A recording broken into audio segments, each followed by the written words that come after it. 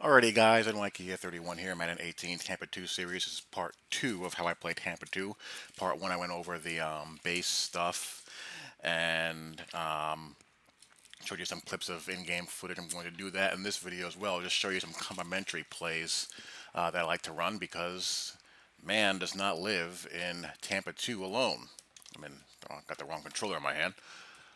But anyhow, I think I'm in the Jags playbook with this, but a lot of these plays overlap each other. One thing that I was annoyed by is that there's no way to play cover three sky from a two deep disguised shell. You know, like I said, man does not live by Tampa 2 alone. In a Tampa 2 heyday, cover three sky from a two deep shell was one of the change-up calls that a Tampa 2 team would use when teams would dial up their Tampa 2 beaters, like bench, smash, angle, all that good stuff, corner strike. Those are all cover 2 beaters. So what would teams do?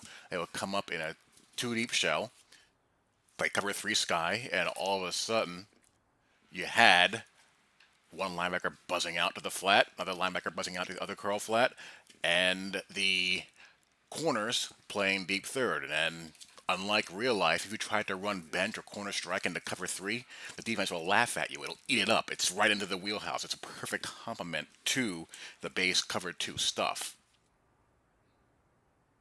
But unfortunately, you can't do that. I have not been able to find it in the game. It's not here anymore. So if you come out and cover three sky press, it's going to come out anything. You come out like this. Even if you base align it, you can't come out and a two deep shell out of it. Well, you can there, but it's not the same. I want a pressed up look with that two deep shell, and it's nowhere to be found. I tried finding it. It was in the game before, and now it's gone. Cover three cloud press. I'll go over that in a minute. I love cover three cloud. Cover three cloud is one of the coverages I like to run a lot. Cover three cloud press. We go single back. So cover three cloud press, it gives me kind of what I want out of cover three sky. I have my two deep shell. I have my cover three press. On the left, I have a hard flat playing to the right, and it's three deep rotation. I get so many INTs in muck games off a cover three cloud. It's ridiculous because people read the safety rotation, they think that the out route is open, but if I have that corner in over the top coverage, he's in a cloud flat, it'll be thrown right into it, and the curl flat will get over to the left out route as well. So let's just try to run out routes here against this. Smart route him.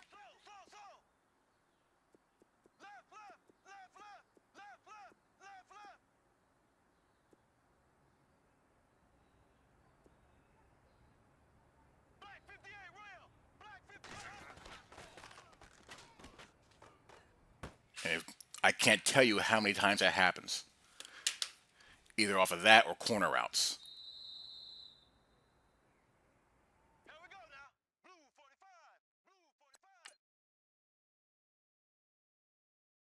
You see the replay. He might be able to get this one out of here. Out here, I should say. Because of this nonsense. But with how fast these linebackers fly laterally and a guy like Telvin Smith, it's going to be a risky proposition. And here, he just eats it up right here.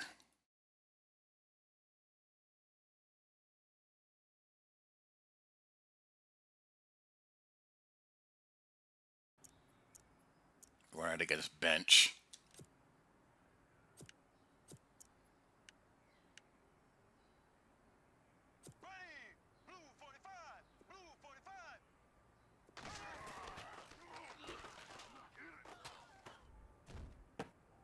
If they force the corner, you got help there. Now, again, on stock, it's hard flat, so they'll be able to get the corner over the hard flat to the right. Unless the safety is meeting the precious 91 zone threshold. With the cloud flat, it muddies up the read a little bit better. doesn't play as well as I would like because he will kind of squat in between, but it'll force a guy to hold it longer. And you can also do something like this. You can go underneath and then over the top. Now you have both the curl flat and the hard flat in cloud flats.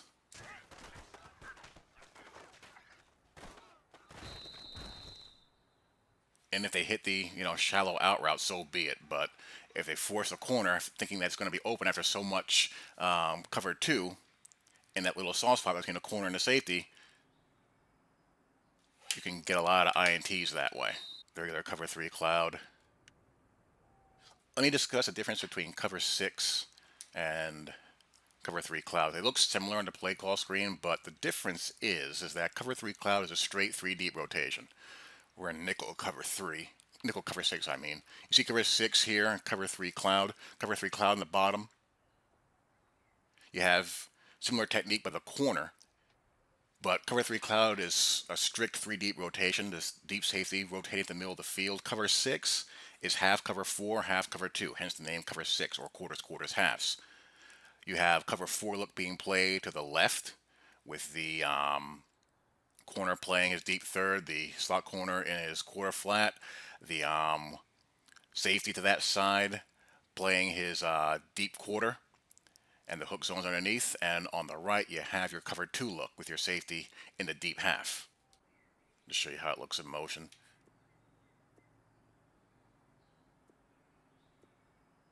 The receiver hook and the vertical hook. Some of these cover sixes have a mid read, and I would do the same rule that I would do with the cover two mid read. I would hot route the backer to basically anything, either a seam flat or a middle zone, to make sure that that vertical hook plays at the right depth and user that guy.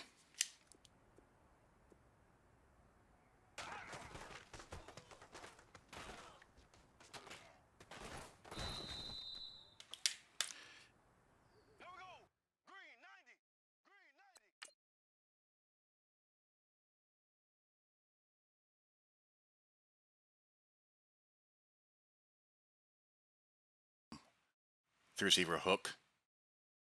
The back right here is number 3.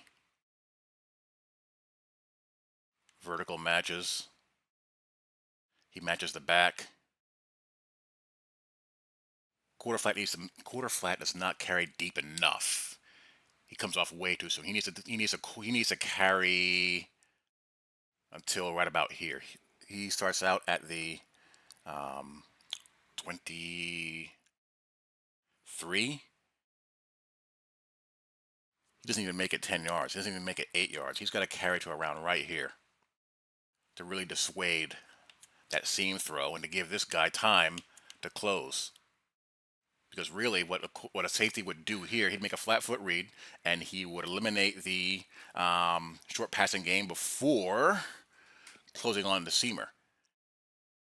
At least he reroutes him. If he gets a free release here, you have a guy with a full head of steam going up against a safety, and safeties, generally speaking, aren't as skilled at moving their feet or aren't as fluid in space as corners.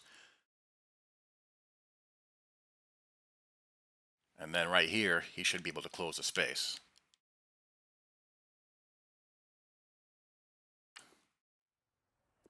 What you sometimes get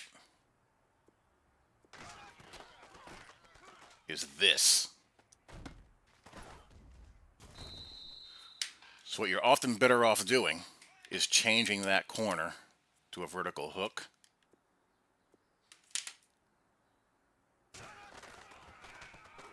And you'll carry it. Now, it leaves your linebacker in space to the flat.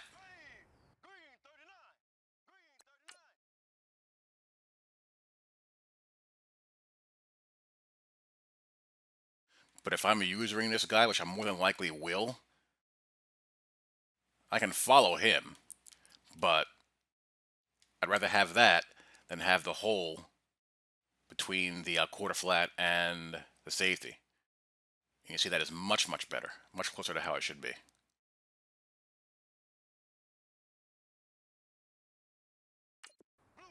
What also works is putting him on a seam flat.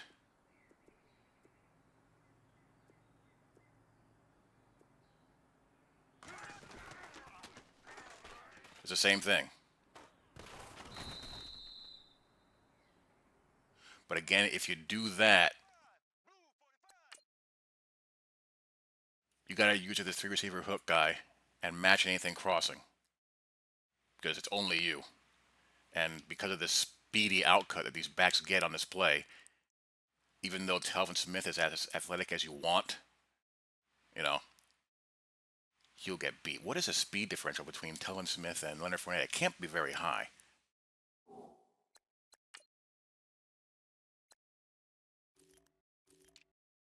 91 for Fournette.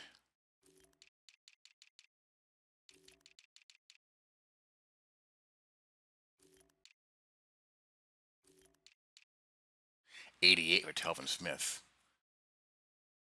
So just be aware of that as far as protecting yourself against, legacy flaw type issues. And of course, I still do my stuff like putting guys into a dropper, either a spy or an end, in those third and fourth and five, six, seven, eight areas. So because as a user, you naturally want to look out for drags in those situations. But you don't want to overcommit. You kind of want to play in between in case someone sells something behind you. So just pretend that I'm on the three receiver hook receiver. So let's change these two guys to the left to a levels concept.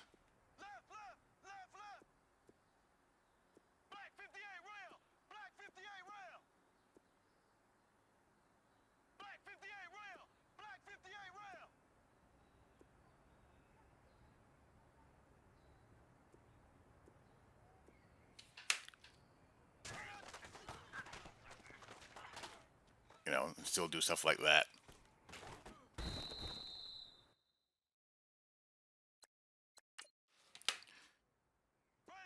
Because guys are going to want to run drags and in cuts in those situations.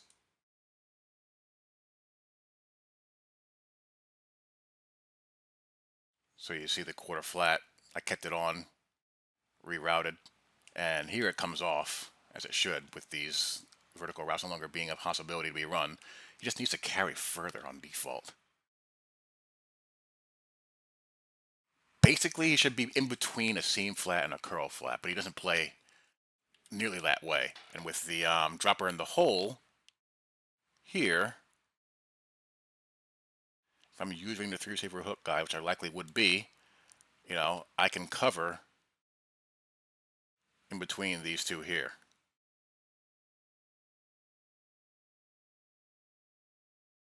I don't call cover 6 out of 4-3 normal very often.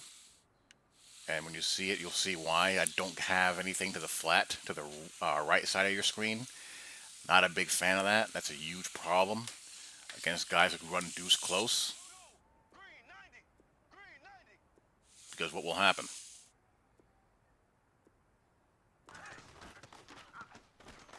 That's there all day. So if I do happen to run this, change to a seam flat.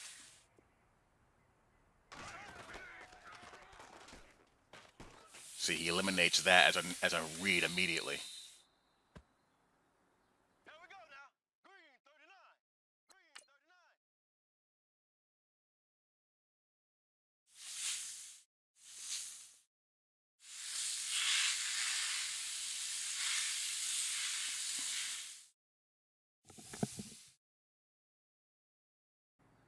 Cover 9, show 2. This is my trips check. Any trips formation will do. We'll just, any trips formation will do. We'll just come out in Y trips, this 2-slot buck play that people like. Now, this cover 9, show 2 has a mid read. And like I said, cover 9 is your trips check. What this coverage would be in the real is that number 1 on the left would be locked man-to-man with a corner on that side, and your quarter flat defender would then alert to the back coming out of the backfield, and you have your middle run through there, along with your vertical hook, and your soft squat to the trip side. The idea being is that you want to push the formation strength to the sideline. So vertical hook, reroute that number 2, and the soft squat, bailing out there, not allowing the receiver to release up the sideline free.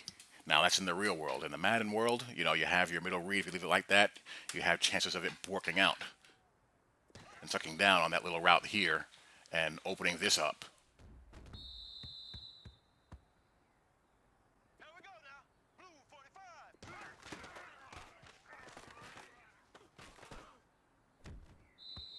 I just want to show you the quarter flat out of the backfield.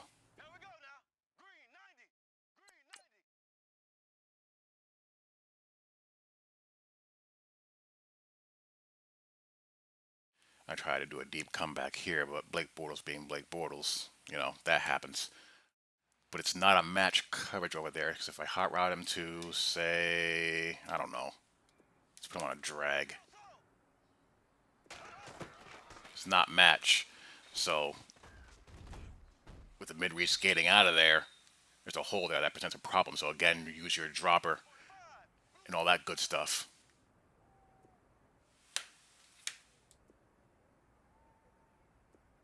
If we put our middle linebacker in that mid-read,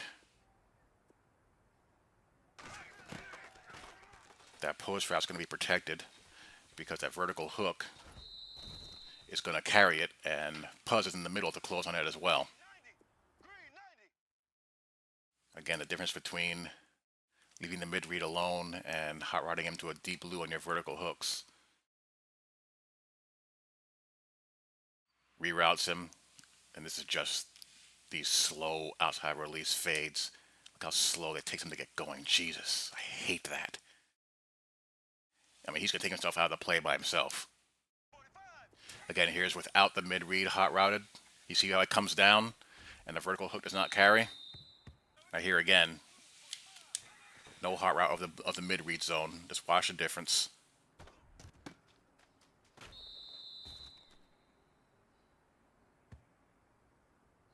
So this is against trips, and also I'd play this to the wide side of the field as well. So if you're playing, well, you can't play custom audibles in MUT, but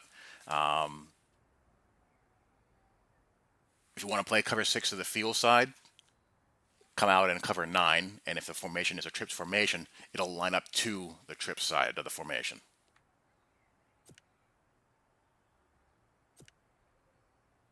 You know, cover 4, any base cover 4 is horrible. I have the 4-3 and the 3-4, except for the damn cover 4 drop. Because again, the quarter flats are probably the worst zones in the game.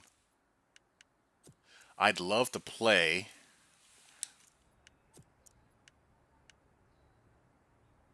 more cover 3 buzz match, because what I get here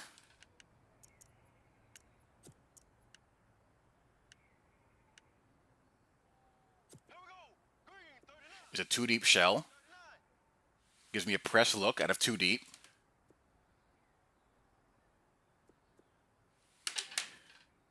But it's match 3 deep.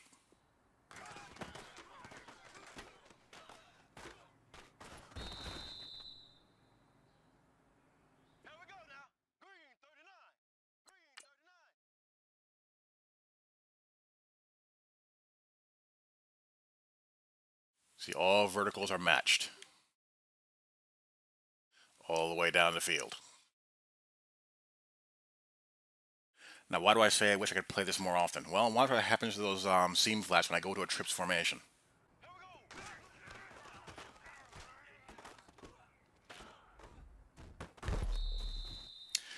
See the difference in our wonderful seam flats? The seam flats versus trips. Terrible. This is why I can't zone blitz versus trips out of 3 deep. Just lets them go.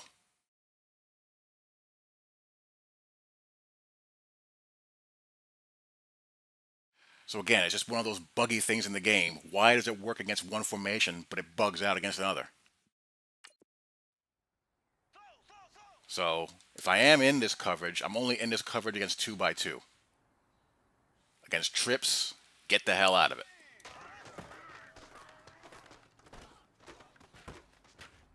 Or use one of the seam flats yourself, if you absolutely know they're going vertical. You know, there's no real need to go over Cover 4.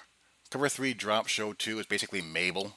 I don't really feel Mabel has much use in this game. It's only good for, um,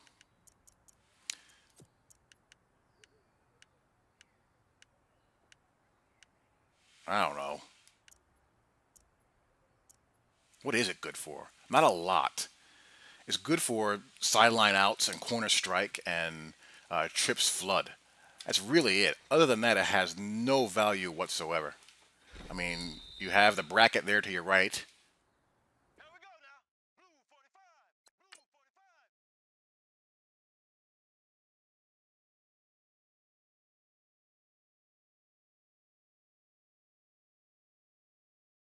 You know, it's going to be a tough throw to make.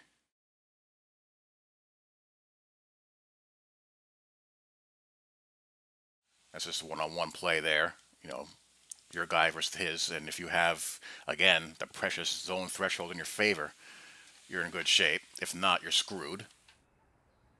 But against everything else, it just flat out is horrible.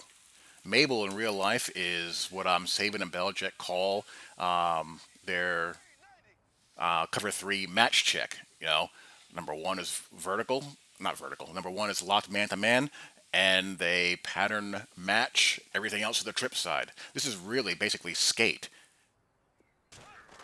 or push. You know, useless against 4 verts. Horrible.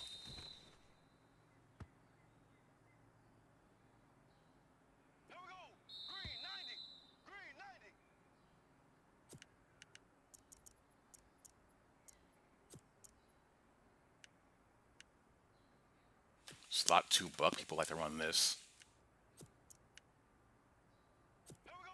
I mean, only way I run this if I change that hard flat into a vertical hook.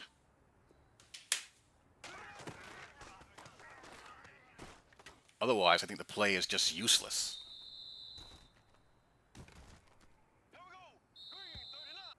Now, oddly enough, the dollar version of that coverage is quite good because you lose a pass rusher, but you gain an extra hook defender. So this is really good against sideline breaking routes. You know, corner strike.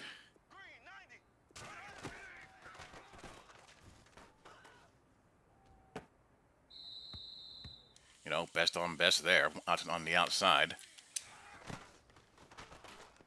And there, that's bracketed pretty nicely. So that one's useful, and I'll call that quite a bit.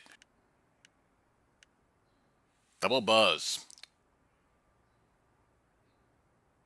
In sticking to the Tampa 2 theme is the perfect complement. You already have your deep run through. You have two hook defenders with your safeties and your outside corners playing deep thirds. Basically, an invert cover 2 in a way.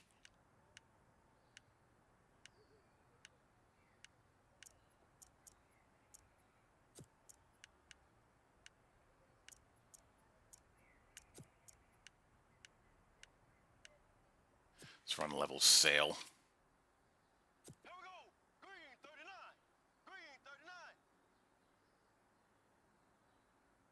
In long yardage, he'll do that. If you want to eliminate that, just start out on the linebacker. He won't drift out that far. And I would use her usually the hook zone defender.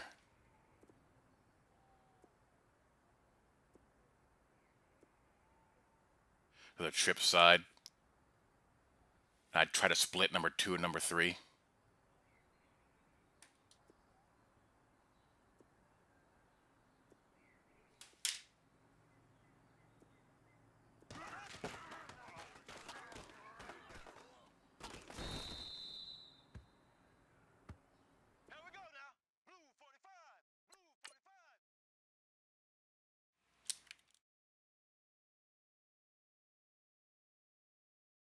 You know, and you can cloud flat these guys too, as you know, that can play in between.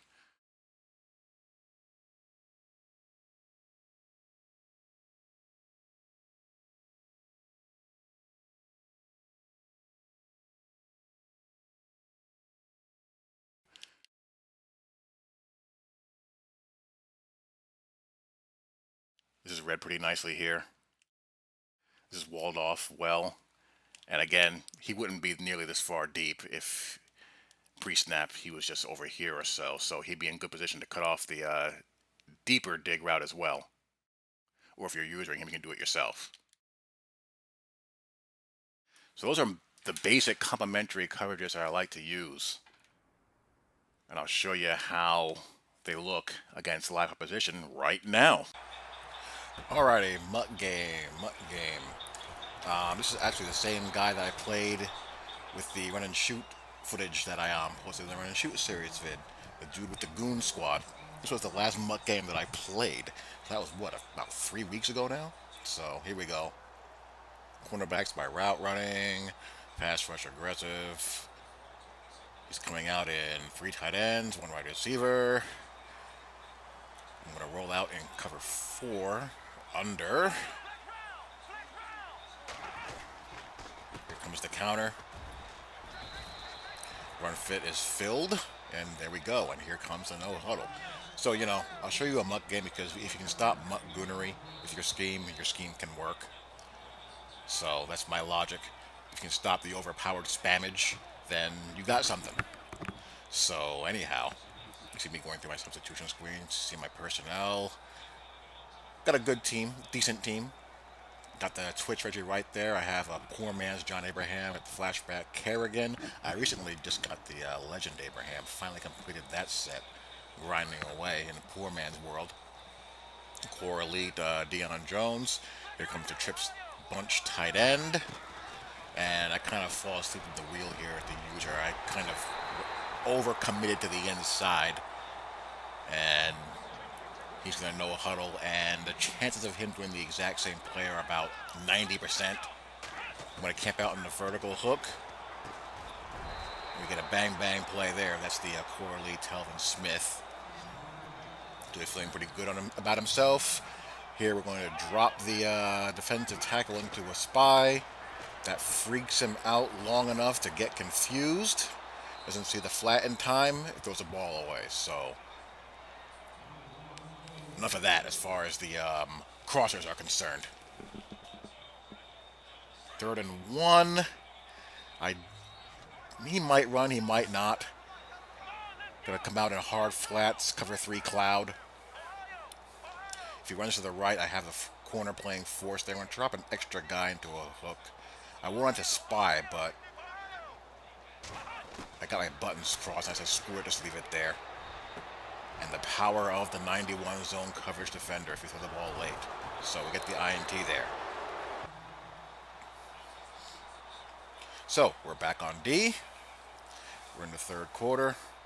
And, really at this point, just trying to make him throw the ball where I want him to throw it.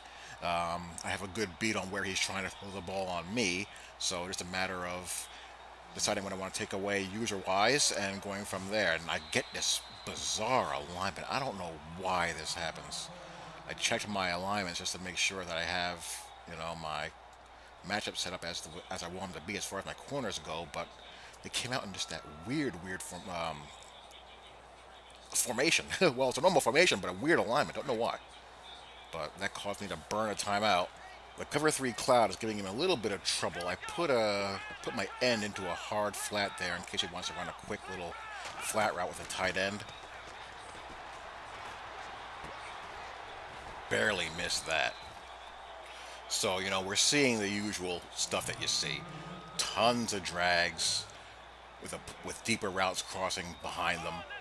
And I'm going to make him read this cloud because I don't think he can do it consistently. Make sure we're aligned right. I'm not a base aligned fiend. You guys know how much I hate base align.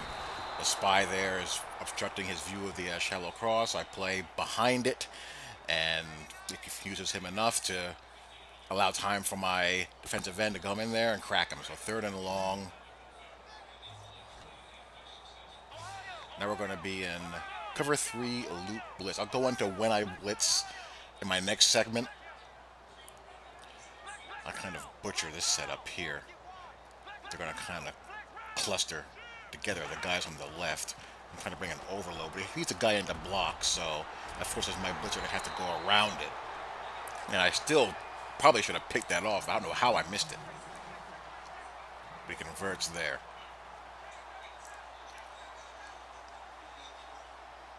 This is the Bengals' offensive playbook, by the way, not the Jags.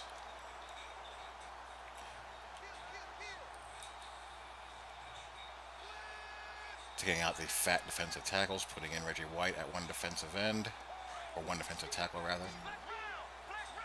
I got Bosa down there as well. So my four defensive ends, or my four defensive linemen in my dime are Bosa, Carrigan, Abraham, and Twitch Reggie White. And again, he just freaks out when those crossers aren't open and is really confused as to what he wants to do after that. So he just throws it up for grabs. And that's how most of these guys are. Most of these guys are going to run into. They're one or two read players. Not a whole heck of a lot of them are going to make three reads or even, or God forbid, four. That ain't going to happen for the most part. So if you can, catch on to what they're trying to spam you with and use their best option, your chances of beating a lot of these people is very, very high. Online CFM opponents tend to be a little bit smarter, at least in my experience. Online CFM, I actually think it works better because you have personnel matchups from a week-to-week basis that are going to be in your favor as far as your defensive line is concerned, for example, where some weeks you don't have to blitz at all. You can just rush four and just have a party because you're playing a team that doesn't have a strong offensive line and your defensive line just dominates. And some weeks you're going to have to dial some pressure up and take a few more risks to make things happen. That's just the way it is. And again, same thing. He just doesn't know where to go when the crosshair is covered. He's just forcing it once he goes wide and can't evade the spy. So, 10 nothing. Game is winding down. He has zero chance of doing much of anything to get back into the game, let alone win it. We're going to jump to some two-man under. Go watch my videos of man coverage. I did a couple of lab sessions that I live streamed that are up on my YouTube channel. Coverage shading, why I'm coverage shading the man coverage the way I am. Just trying to prevent free releases as much as I possibly can. Get them in position so they can at least jam the route.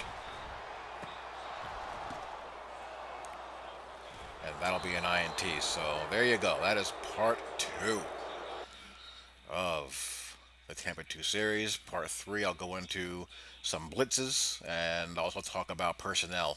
So again, hope you guys enjoy. I will talk to y'all later. Peace.